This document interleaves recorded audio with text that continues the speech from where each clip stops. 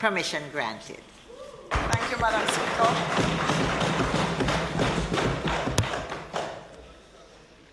Madam Speaker, thanks to the grace of God Almighty, I was resoundingly returned as the Member of Parliament for East Rural St. Andrew.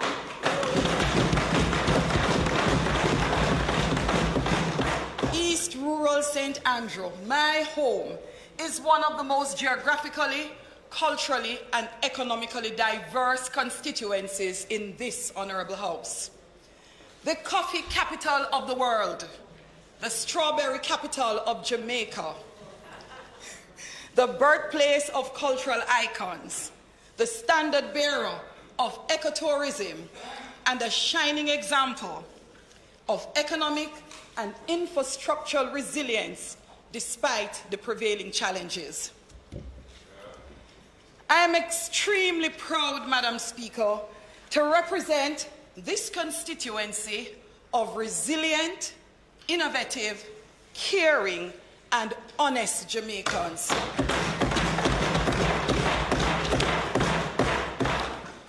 I thank an incredibly special and visionary man, my husband,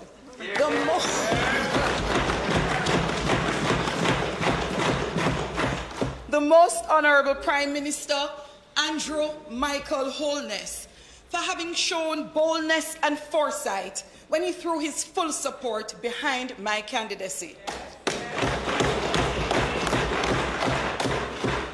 It is this rock-stone support and encouragement that remains critical to my ongoing quest for serving the people of Jamaica in this historic and game-changing manner, being the first wife of a Jamaican Prime Minister to sit in this honorable House.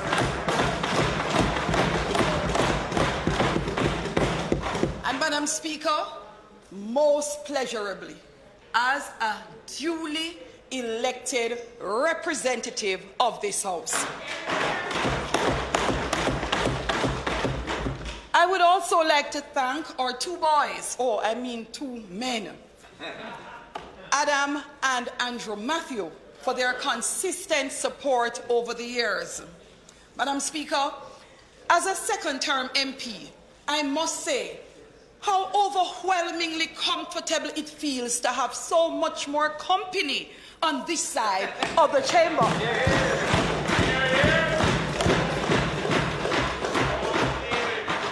I am particularly pleased to have so many of my sisters here with me, including yourself, Madam Speaker, along with other sister members who continue to provide agile, high quality, and robust representation, equal at the very least, Madam Speaker, to the high quality work done by our male counterparts on this side.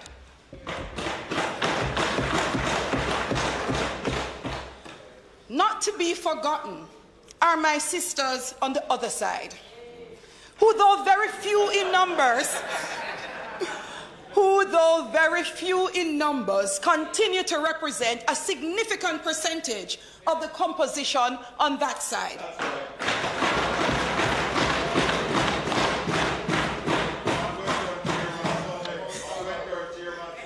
I am sure you would agree, Madam Speaker, this is clearly a positive trend in political representation, regardless of on which side of the House you sit. That's right. All right, I must thank my councillors.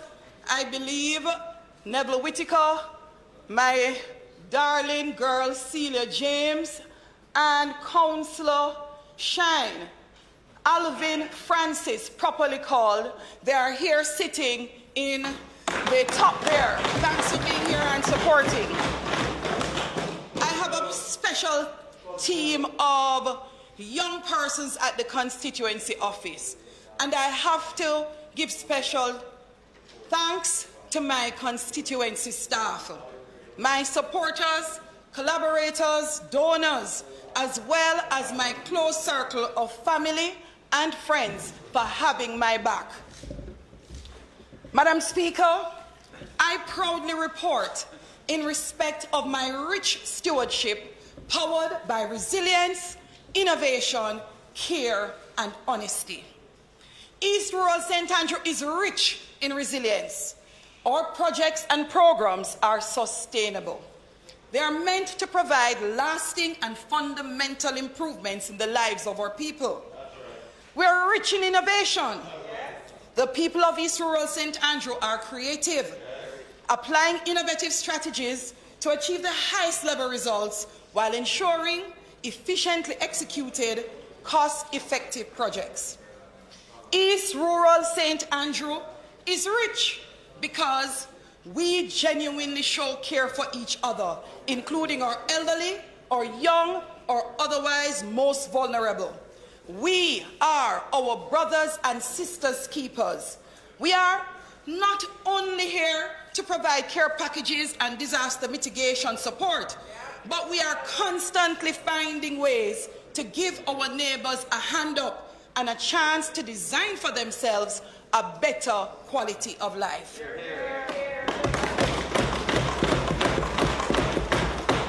Madam Speaker, this constituency is rich in honesty because we tell it like it is. We don't make promises we can't keep, and we do not tell people what we think they wish to hear. We face the sometimes painful truths together, and with our resilience, innovation, and creativity, hammer out solutions for the betterment of all.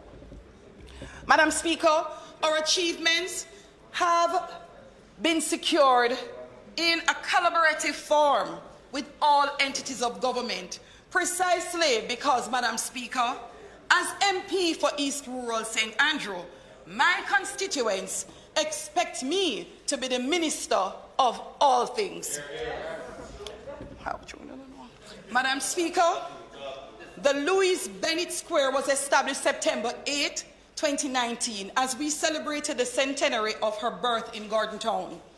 It boasts an international standard aesthetic, as well as an excellently sculpted and mounted statue of Miss Lou by Basil Watson, a fitting monument to this daughter of East Rural, whose work and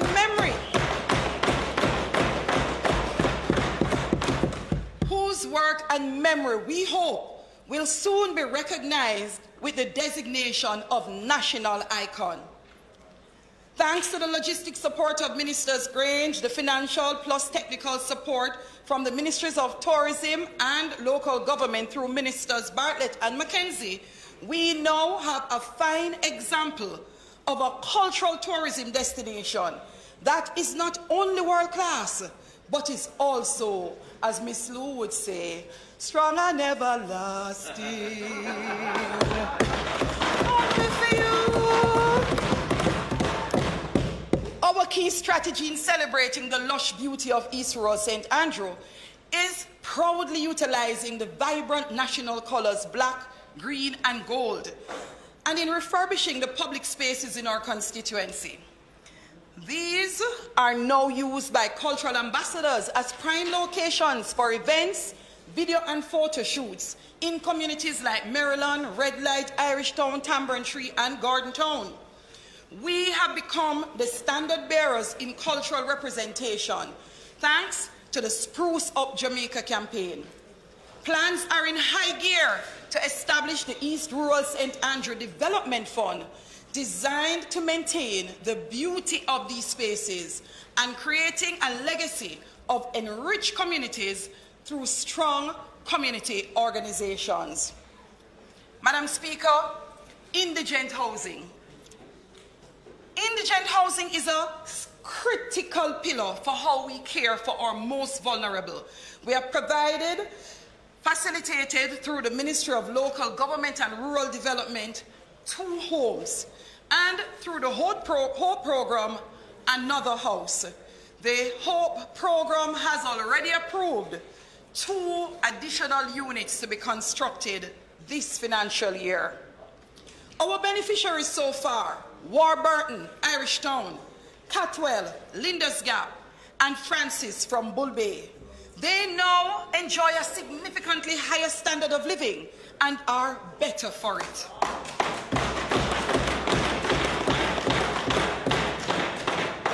Caribbean terrace has been a long-standing challenge due to adverse effects of climate change and its associated environmental issues. We are proud to have been able to provide residents 70 housing units which are self-sufficient, environmentally responsible and sustainable. I am pleased to further report that this government provided 21 units exclusively to the residents of Caribbean Terrace at a discount each of $6 million.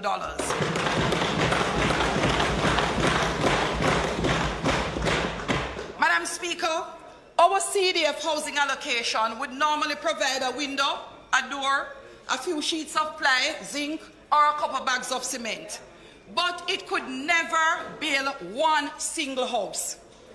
With innovation, our very own summer intern, I call him Lando, his name is Rolando. He has designed an excellent, low-cost, high-quality, durable housing solution which will see not just one, but with community assistance for labor, 4 constituents getting a house through the CDF program every single year.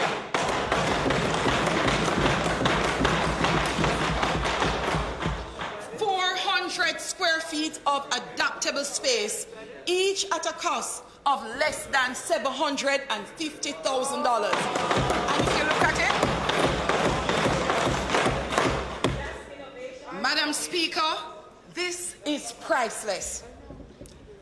We encourage our constituents to consider resilience, sustainability, and safety in their choice of spaces to build homes. We continue to keep it real in expressing grave concern for persons choosing to establish residences in unstable or ecologically vulnerable areas, because for far too long, irresponsible leadership has encouraged this. Citizens must exercise collective responsibility for establishing sustainable and compliant communities. In this information age, our citizens need to become informants, informers, and information agents. As we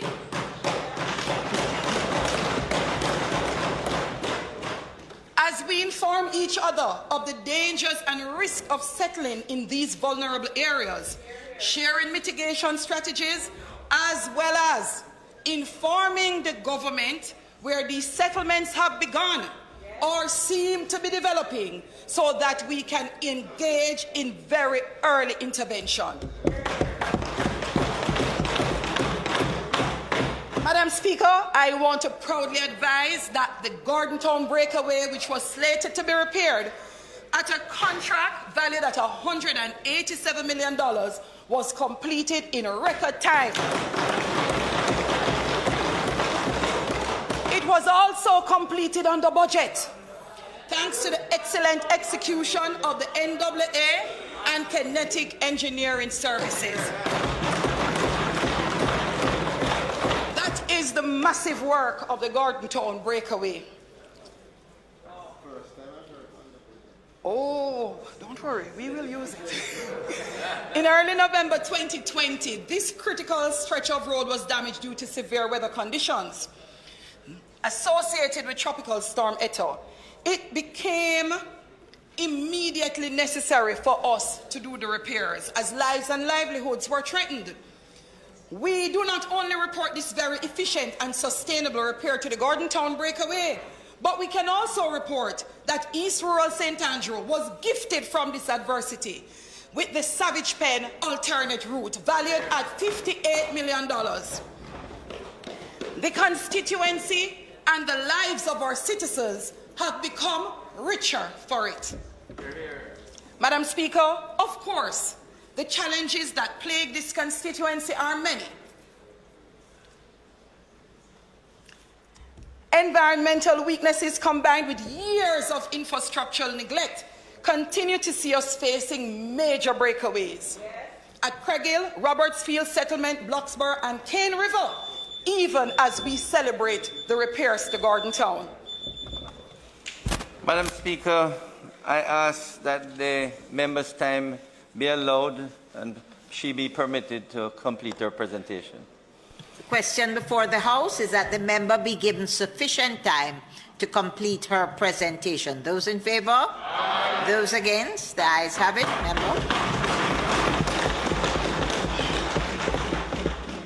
Thank you, Madam Speaker. Thanks, members. So with years of neglect, we continue to see breakaways. Being rich in honesty, though, Madam Speaker, we must place the possibilities in context. I've embarked on a task to assess the cost of infrastructure work required only on the main roads across the entire East Rural St. Andrew network. This excludes Bull Bay, which is already under contract, and the beautiful Prosperity Highway to Irish Town. The cost to do the infrastructure work is estimated for roads only, not walls, at $3.2 billion, Madam Speaker. This would amount to more than 20 years of expenditure in any one constituency. I know the opposition leader get the picture. We need consistently good representation from this prosperity government to continue to ensure sustainable infrastructure projects from conception to completion. Madam Speaker, this country deserves prosperity and therefore cannot return to a government of empty pipelines and broken promises. Madam Speaker, we have improved the travel experience across the constituency with improved roads and bridges, Greenvale, Penfield and Georges River bridges, in addition to the much publicized highway from Papine to Portland. There is also the Harborview Housing Scheme, Skyline Drive, Maryland, Freetown, Claremont Road, Passion Gardens, Greenvale Road, Flamstead, Content, Top Road. Special thanks to Carib Cement for their consistent support, and with 6,000 meters squared of concrete roads donated, we were able to also do Davids Hill, Dublin, Savage Pen, Clark Street, Iman Heights, otherwise called Bubba Hill, and Greenvale Place. Madam Speaker, my constituents continue to be happy when a road that is repaired in 3 months can look like that before I became MP. And in no time, with concrete roads, they have in communities spaces that will last them for over 100 years. Madam Speaker, we are proud of our tree planting program. We are adamant we will help with getting us to 3 million trees in 3 years. As we understand particularly the significance of trees in preventing soil erosion as well as for water supply, we understand the importance of East Rural St. Andrew as a critical watershed for Kingston City, and therefore how important functional distributaries, including our rivers, are to this process. We welcome Minister Warmington, the announcement of $200 million in river training under the Serve Jamaica Fund, and look forward to much of this going to secure Cane River and Craig Hill through the funds. While providing for the city, many East Rural residents still have no domestic water. Through our strategic and dedicated work, many are now singing water projects all over, Maryland overflow, Dublin, Clivesdale and Tana Hill, householders happy and them crops are grow. Finally, those communities have water. Madam Speaker, every child in East Rural St. Andrew is my child. I am personally invested in their education. It gives me no pleasure to see low levels of school attendance, especially in remote communities without internet or external interaction, where attendance at school is sometimes non-existent. We welcome the government's announcement regarding deploying field officers to assist in improving school attendance. And Minister Favour Williams, I welcome what I hope will be some of the very remote schools getting on face-to-face very soon. We continue to give major support to education through the CDF fund and allot $5 million each year so far to students for tuition, grants, and school books.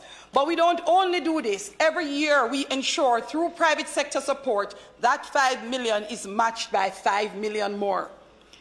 This has redounded to the benefit of our students in East Rural St. Andrew.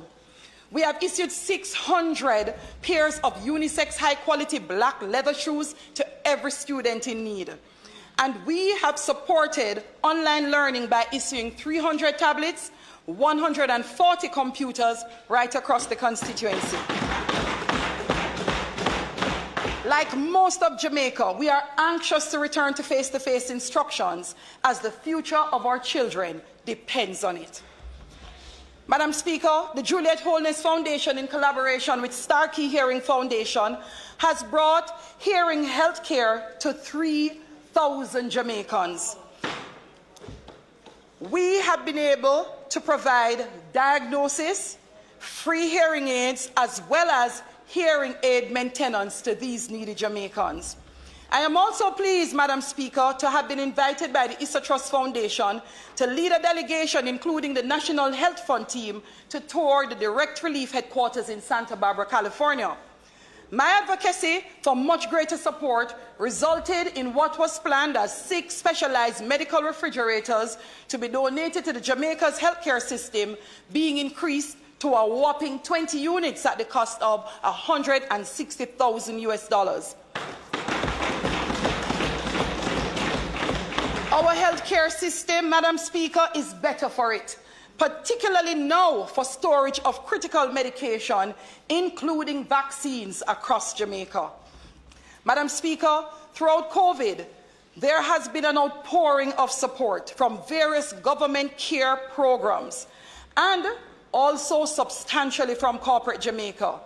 Special mention must be made of Progressive Grocers and their partners, along with my own Save Our Boys and Girls Foundation.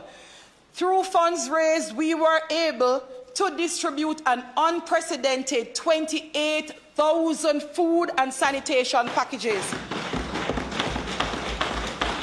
This valued at over $70 million. We did constituencies right across Kingston, St. Andrew, St. Catherine, and Clarendon. Osh, if you didn't get any. Our major vaccination program, held at 3 simultaneous locations on September 3rd, with 4 sites scheduled for October 29 and 30, is a display of our commitment to have our constituents increase their chance of functioning normally. Our primary objective as a government is a healthy, functional society. At this time, I remind my constituents vaccination is the very best means for us for widespread distribution to assist the most vulnerable. Exercise, fresh air, fruits and vegetables are also critical. And this is why at our constituency office, we started a 1/4-acre farm of fruits, vegetables and spices. This project, Madam Speaker, provides fresh food along with our COVID care packages to improve the nutrition of our people, because East Rural is rich in care.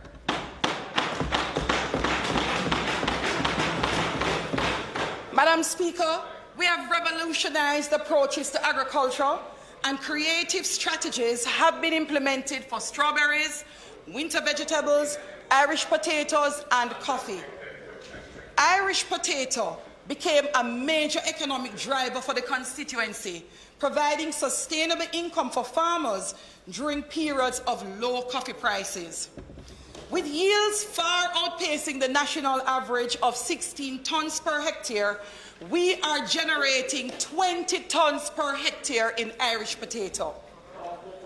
Strawberries continue to be viable, and we are revitalizing the program by promoting new varieties developed specifically for the tropics. My heart is full, Madam Speaker, when I hear farmers like Mr. Cripps saying this strawberry program has turned me from a boy into a man.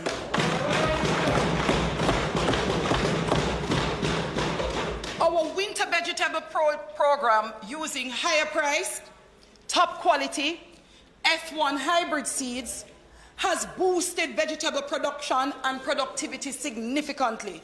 Farmers are now clamoring for broccoli, cilantro, kale, parsley, and Chinese cabbage. Chinese cabbage was never previously grown anywhere in the constituency, and I suspect Jamaica. We introduced melon and cantaloupe as crops in the Bull Bay area with resounding success for the farmers. Dublin Castle, previously known internationally for its horticultural exports, has seen that business wane over time. We have started a pilot project in flowers aimed at rejuvenating this robust industry in the hills.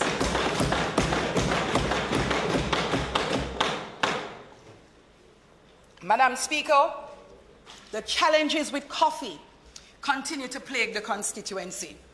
This includes, 1, a lack of transparency in average contract pricing secured out of Japan.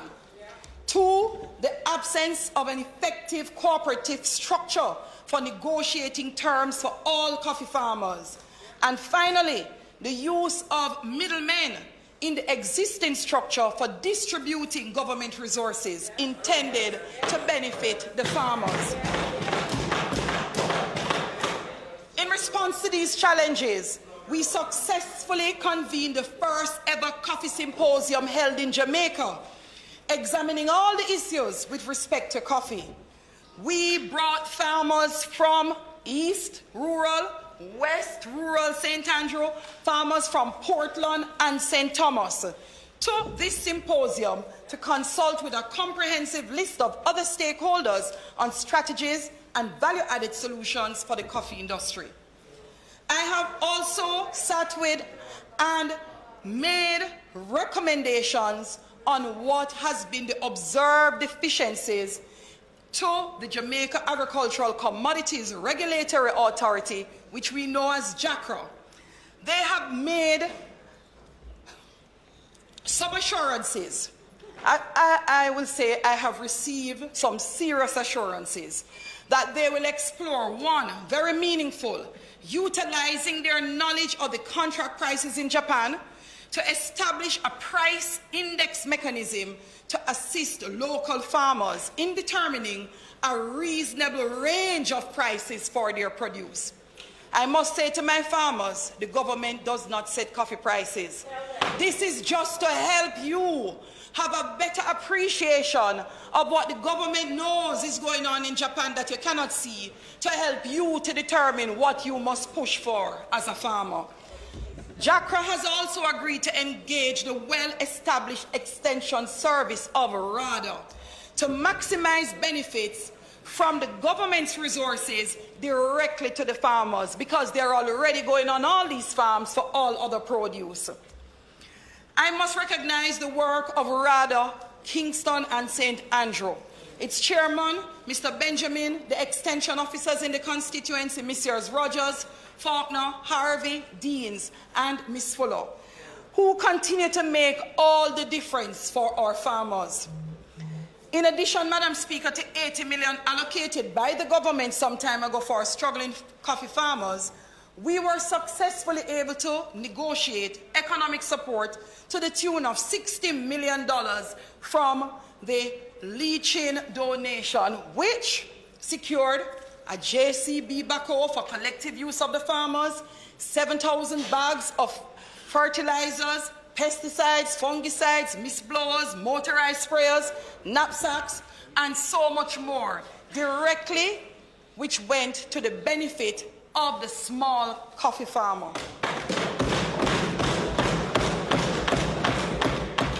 My checks recently is that the backhoe is currently working for farmers in St. Thomas. Minister Shaw and Bartlett, we have been reinforcing the work as it relates to the supply side for coffee.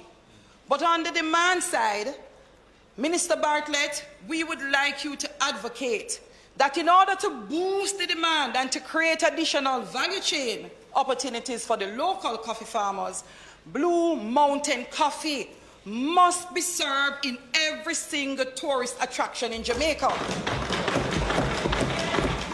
Madam Speaker, it must also be offered to every cruise ship passenger that disembarks at our port. Visitors should not only see and feel the best of Jamaica, but should taste the best of Jamaica. Madam Speaker, proper irrigation is our first concern for every farming project. With RADA, we implemented a program to bring water to our farming communities of Top Mountain, St. Peter's, and Lime Tree. We continue to work with RADA to improve farm roads across the farming communities. Some have actually benefited from concrete roads. Included in the farming communities covered, David Hill, Top Mountain, Resource, Dublin Castle, Flamstead, Somerset, Bloxburgh, Mount Hybla, Westphalia, Tower Hill, Lime Tree, Chatsworth, and Jack Allen. We look forward, Madam Speaker, to this continued expansion of agriculture in East Rural St. Andrew as more farmers move from poverty to prosperity.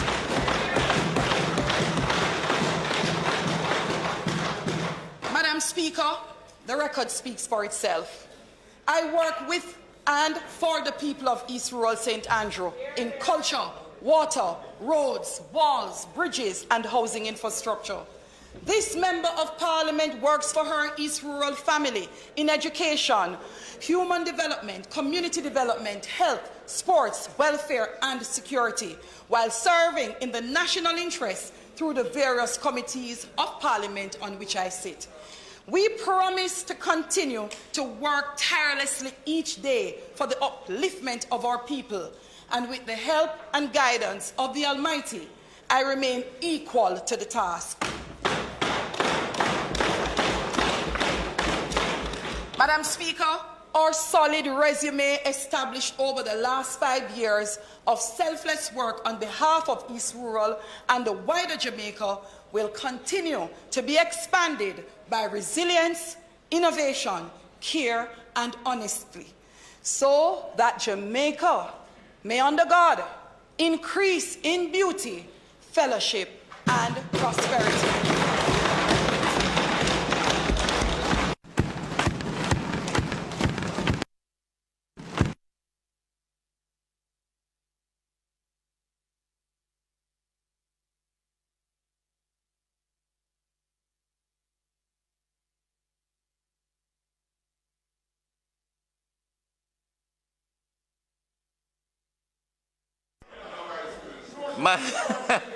Madam Speaker.